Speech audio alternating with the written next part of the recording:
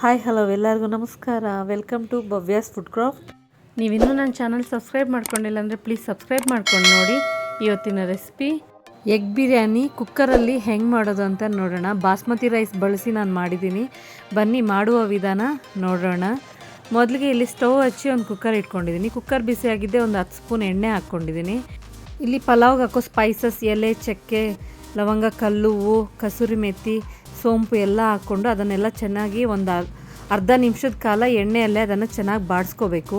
ಸ್ವಲ್ಪ ಪುದೀನ, ಸ್ವಲ್ಪ ಕೊತ್ತಂಬರಿ ಸೊಪ್ಪು, 2 ಹಸಿಮೆಣಸಿನ್ಕಾಯಿ, 1 ಈರುಳ್ಳಿನ ಕಟ್ ಮಾಡಿ ಹಾಕ್ಕೊತಾ ಇದ್ದೀನಿ. ಇಲ್ಲಿ ನಾನು 1 ಗ್ಲಾಸ್ ಬಾಸ್ಮತಿ ರೈಸ್ಗೆ 4 ಮೊಟ್ಟೆ, 1 ಗ್ಲಾಸ್ ಬಾಸ್ಮತಿ ರೈಸು ಹಾಕ್ತಾ ಇರೋದು. ಇದನ್ನೆಲ್ಲ ಚೆನ್ನಾಗಿ ಫ್ರೈ ಮಾಡ್ಕೋಬೇಕು. 1 ಈರುಳ್ಳಿ, ಸ್ವಲ್ಪ ಪುದೀನ, ಸ್ವಲ್ಪ ಕೊತ್ತಂಬರಿ ಸೊಪ್ಪು, ಹಸಿಮೆಣಸಿನ್ಕಾಯಿ ಹಂಗೆ ಹಾಕಿದ್ದೀನಿ.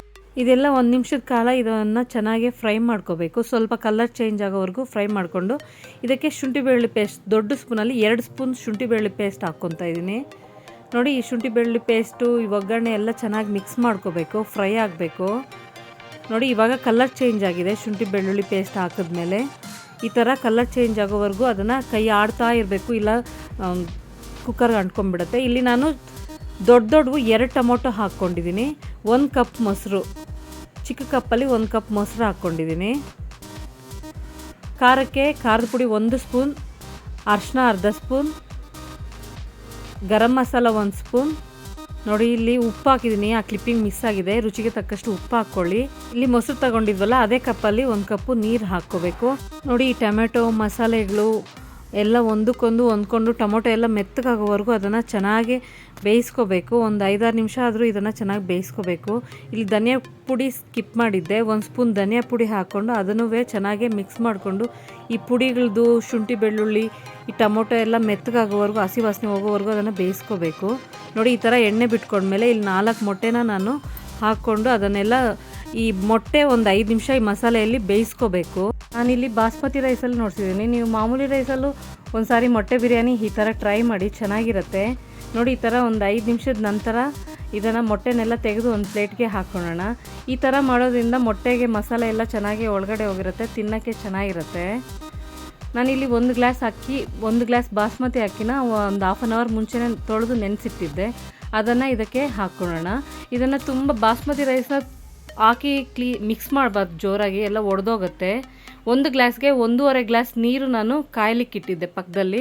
ಅದನ್ನು ಇದಕ್ಕೆ ಹಾಕ್ಕೊಳ್ಳೋಣ. ಯಾವುದೇ ಬಿರಿಯಾನಿ ಪಲಾವ್ ಮಾಡೋವಾಗ ಪಕ್ಕದಲ್ಲಿ ನಾವು ಒಗ್ಗರಣೆ ಮಾಡೋವಾಗೆ ಬಿಸಿನೀರು ಕಾಯ್ಲಿಕ್ಕೆ ಇಟ್ಕೊಂಡು ಹಾಕ್ಕೊಳ್ಳಿ. ನೋಡಿ, ಉಪ್ಪು ಖಾರ ಇವಾಗೆ ನೋಡಿಕೊಂಡು ಅಡ್ಜಸ್ಟ್ ಮಾಡ್ಕೊಳ್ಳಿ. ಈ ಥರ ಅಕ್ಕಿ ಅರ್ಧ ಬೆಂದಮೇಲೆ ನೀರೆಲ್ಲ ಕಮ್ಮಿ ಆಗುತ್ತಲ್ವ, ನೋಡ್ಕೊಂಡು ನಿಧಾನಕ್ಕೆ ಕಲಿಸ್ಕೊಂಡು ಇವಾಗ ಇದಕ್ಕೆ ಮಸಾಲೆಯಲ್ಲಿ ಫ್ರೈ ಮಾಡಿ ತೆಗೆದಿಟ್ಟಿದ್ವಲ್ಲ ಮೊಟ್ಟೆನ ಒಂದೊಂದಾಗಿ ಇದ್ರ ಮೇಲೆ ಇಡೋಣ. ಕೊತ್ತಂಬರಿ ಸೊಪ್ಪು ಸ್ವಲ್ಪ ಹಾಕ್ಕೊಂಡು ಕುಕ್ಕರ್ ಲಿಡ್ ಕ್ಲೋಸ್ ಮಾಡಿ 1 ವಿಸಿಲ್, ಮೀಡಿಯಮ್ ಫ್ಲೇಮಲ್ಲಿ 1 ವಿಸಿಲ್ ಸಾಕು. ನೋಡಿ, 1 ವಿಸಿಲ್ ಬಂದಾಗಿದೆ, ತಣ್ಣಗಾಗಿದೆ. ಓಪನ್ ಮಾಡೋಣ. ನೋಡಿ, ಎಗ್ ಬಿರಿಯಾನಿ ರೆಡಿಯಾಗಿದೆ. ಇನ್ನೊಂದು, ಇದು ಬಿಸಿಯಲ್ಲೇ ಹಾಕಿ ಕಲಿಸ್ಬಿಡ್ಬೇಡಿ, ಬಾಸ್ಮತಿ ರೈಸ್ ಅಲ್ವಾ, ಸ್ವಲ್ಪ ತಣ್ಣಗಾದ್ಮೇಲೆ ಮಿಕ್ಸ್ ಮಾಡಿದ್ರೆ ಅದು ಉದುರುದ್ರಾಗಿರುತ್ತೆ. ನಿಮಗೆ ಬಾಸ್ಮತಿ ರೈಸ್ ಇಷ್ಟ ಆಗಿಲ್ಲ ಅಂದರೆ ಮಾಮೂಲಿ ರೈಸಲ್ಲೂ ಟ್ರೈ ಮಾಡಿ. ಟೇಸ್ಟ್ ಅಂತೂ ಸೂಪರಾಗಿತ್ತು ಎಗ್ ಬಿರಿಯಾನಿ. ಖಂಡಿತ ಒಂದು ಸಾರಿ ಮನೇಲಿ ಟ್ರೈ ಮಾಡಿ ಹೆಂಗಿತ್ತು ಅಂತ ನನಗೊಂದು ಕಮೆಂಟ್ ಮಾಡಿ ತಿಳಿಸಿ.